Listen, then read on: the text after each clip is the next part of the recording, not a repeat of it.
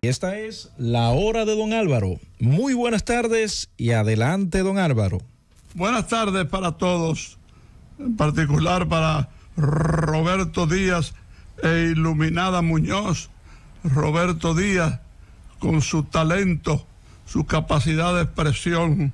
Iluminada Muñoz, con su talento y su belleza. Todas estas cosas juntas permiten que salga al aire este programa, donde yo soy, pues, un empleado más. ¿De quién? Del padre de la libertad de prensa en nuestro país, el propietario, presidente, fundador de la Z. Bienvenido, Rodríguez. Sin más preámbulos, vamos a trabajar con las llamadas. Y eso quiere decir a trabajar. Roberto Díaz. Cómo no, don Álvaro, a disposición del público las líneas de comunicación 829-732-0101, 829-732-0101, 809-221-0101, llamadas internacionales al 855-221-0101. Buenas tardes y adelante con su pregunta, don Álvaro. Sí, buenas tardes. Don Álvaro. Adelante, sube un poco la voz, por favor. Realmente. ¿Puede subir un poco la voz? Sí, claro que sí. Desde su punto de vista, ¿existió Pilatos? Claro que sí, Poncio Pilatos. Sí, no, de mi punto de vista, desde el punto de vista histórico, eso, su vida y su obra, reseñada por grandes historiadores, filósofos, especialistas en la materia teológica. Él es el juez, el gobernador, el representante del Imperio Romano que juzga a Jesús, a pesar de que él dijo, bueno, yo no lo puedo juzgar ni mucho menos condenar porque él es judío y nosotros respetamos las leyes de los judíos. Y en realidad era así. El imperio permitía actividad, ahí está el Sanedrín, actividad a los judíos, ¿verdad? A cambio de que los judíos, claro, no conspiraran contra el orden establecido. Pero Poncio Pilato sí existió y sí fue llevado ante Jesús y se negó a condenarlo, hasta tal punto que la esposa de Poncio Pilato le dijo, amor, tú no puedes hacer nada contra este hombre no es nuestro, es de ellos, refiriéndose a la turba judía que estaba esperando una condena. Pues sí, existió, es un personaje de la vida real, no solo es un personaje teológico. Buenas tardes, adelante con su pregunta, don Álvaro. Sí, buenas tardes, don Álvaro. Don Álvaro, yo quisiera hacerle esta pregunta. ¿Por qué los dos ríos más importantes del país llevan el mismo? Perdone, señor, repita su pregunta con más claridad. Adelante. ¿Dónde viene el nombre? No, me voy con otra, Francis. 809-732-0101, 809-221-0101 y al 855-221-0101. Buenas tardes y adelante con su pregunta, don Álvaro. Buenas tardes, en cabina. Buenas tardes, don Álvaro. Don Álvaro, yo estuve leyendo sobre el Opus Dei, pero no quedé bien claro en eso. Apenas en la fecha cuando se inició y dónde se inició. ¿Usted podría explicarme algo sobre qué es el Opus Dei? Sería muy largo, pero decirle que sí, el Opus Dei es un sector de la Iglesia Católica, un sector poderoso. Opus Dei, que quiere decir la obra de Dios, y es una institución que, por ejemplo, cuando Juan Pablo II era papa, era sumo pontífice, el Opus Dei mandaba en el Vaticano, porque inclusive después vino un papa que servía a los intereses del Opus Dei. El Opus Dei está formado por muchas personalidades. Es cierto que también con personas de las clases humildes, pero fundamentalmente está integrado por personas que pueden decidir y en realidad deciden. El Opus Dei dentro de la Iglesia Católica, Apostólica y Romana es una institución con un gigantesco poder tan grande que ya ha tenido sumos pontífices. Buenas tardes. Buenas tardes. Adelante con su pregunta, don Álvaro. Buenas tardes. Saludos. Don Álvaro, comparte usted esta lista. Mao, Stalin, Hitler, señalados como los más grandes genocidas por la Corte Internacional de Derechos Humanos. No. Hitler sácalo aparte. Pero, por ejemplo, Mao Zedong lo que hizo fue convertir el país más pobre del mundo en una superpotencia tan grande que llegó a ser la segunda de su género. Y así otros que usted ha mencionado. No. Lo de Hitler es puro exterminio, puras criminalidad. Lo de Hitler es totalmente diferente. No puede ser comparado y condenado en relación a los otros, no por bueno, sino por malo. Buenas tardes. Adelante con su pregunta, don Álvaro. Sí, buenas tardes, Roberto. Felicidades por su programa, para usted y don Álvaro. Adelante. Es para que don Álvaro, con su experiencia, me ayude a entender, a ver si yo puedo entender, cómo es que matan a Trujillo en el 60 y algo, y después que mataron la cabeza, se le hizo tan difícil matar la cola, permitiendo que mataran tanta gente, Francis y su gente. ¿Por qué no eliminaron esa familia por completo? Pero esa familia, la mayoría se fue al exilio. ¿Quiénes se quedaron aquí? Hasta el generalísimo Héctor Bienvenido Trujillo Molina, que su hermano lo hizo generalísimo y presidente de la República. Héctor Bienvenido Trujillo Molina, alias Petán, teniente general, creador de la primera estación de televisión nacional. O sea que todos esos miembros de la familia Trujillo se marcharon del país, algunos de manera más suave, más tolerable, menos fanatizada, y otros prácticamente huyendo, porque todo el poder, incluso dentro de la familia, estaba limitado a Rafael Leónidas Trujillo y Molina, de manera que esos miembros de la familia, ¿verdad?, en cierto modo pagaron las consecuencias del familiar famoso.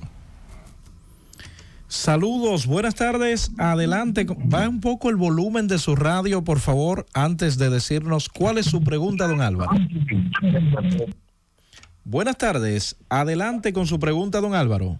Sí, buena. Adelante. Don Álvaro, los héroes de la batalla del 30 de marzo, ¿eran seguidores de Santana o de Duarte?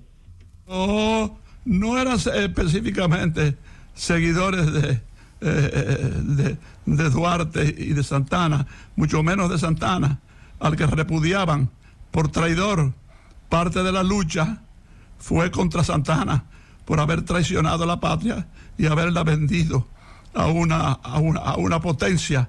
Lo de Duarte era diferente, a pesar de que estaba en el exilio, 20 años fuera del país, y cuando regresa, pues era prácticamente un desconocido, porque era una época en que no había esos mecanismos de promoción de la personalidad.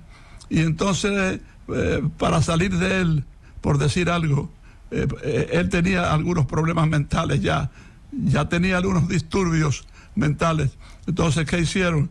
Bueno, lo nombraron delegado ante gobiernos suramericanos, y hacia allá se fue para ya jamás regresar. De manera que es muy diferente la gente luchando contra Pedro Santana y su acción de traición, y Duarte, bueno, que ideó muchas cosas importantes, y entonces regresó al país, aunque tuvo que volver a una especie de exilio. Buenas tardes, adelante con su pregunta, don Álvaro. Buenas tardes, Roberto. Buenas tardes, don Álvaro. A propósito de la Semana Santa, mi pregunta es la siguiente. Está demostrado científicamente... Tiene que bajar el radio para poderte escuchar. ¿Cuál es la pregunta a propósito de la Semana Santa? A propósito de la Semana Santa, te pregunto que si está demostrado científicamente el nacimiento, la muerte, crucifixión y resurrección de Jesús. Eso está demostrado científicamente, eso está demostrado en los hechos, dónde nació, cómo nació, cómo se desarrolló su juventud de predicador de la buena nueva, cómo creó conciencia en torno a un ser superior, que usted puede creer en él o no creer en él, pero tiene que respetar la figura inmensa de Jesucristo, ¿verdad? De manera que eso fue una realidad, como usted lo ha dicho, punto por punto, eso obedece a la verdad histórica. Buenas.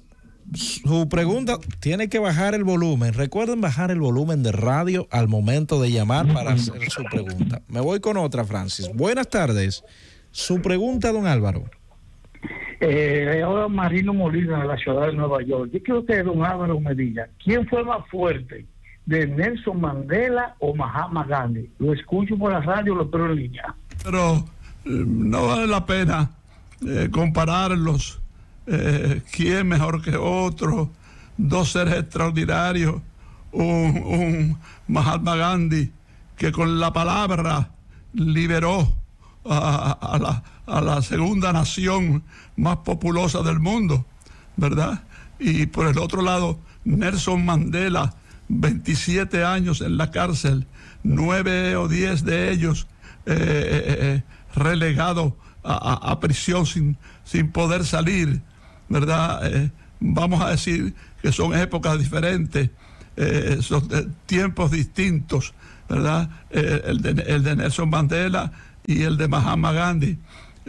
Hay que considerarlos a los dos colosos, dos figuras inmensas, dos de los hombres más extraordinarios, más impresionantes que ha conocido la humanidad.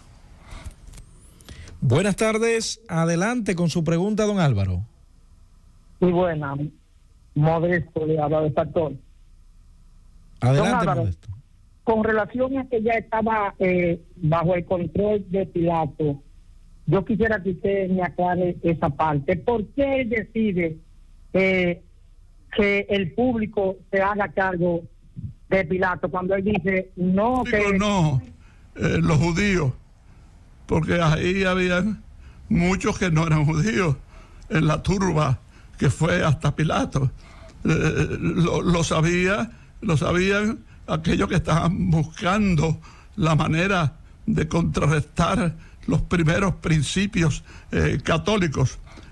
Ahora, claro, él respetó lo que había decidido el Sanedrín, que era el tribunal superior de los judíos, y por eso él respetó eso. Muy inteligente de parte de Poncio Pilato. Y entonces, por otro lado, Jesús mismo le dio la razón y partió con la caravana de la muerte a la crucifixión, pero sin que ese movimiento tuviera la aceptación de Jesús, aunque ya sabía lo que le venía, por lo que su padre le había señalado. Pero además también todos los que estaban ahí, como te digo, uno que otro, no necesariamente buscaba el padecimiento de Jesús, pero no se atrevían a tomar una acción temiendo la reacción de la turba. Última de esta ronda. Buenas tardes. Tiene que bajar el volumen. Última de esta ronda. Buenas tardes y adelante con su pregunta, don Álvaro. Buenas tardes, don Álvaro. 2 preguntas. ¿Es cierto que Antonio de la Maza se une al complot porque Trujillo le asesinó a un hermano? Y la segunda pregunta, ¿cómo muere Antonio de la Maza?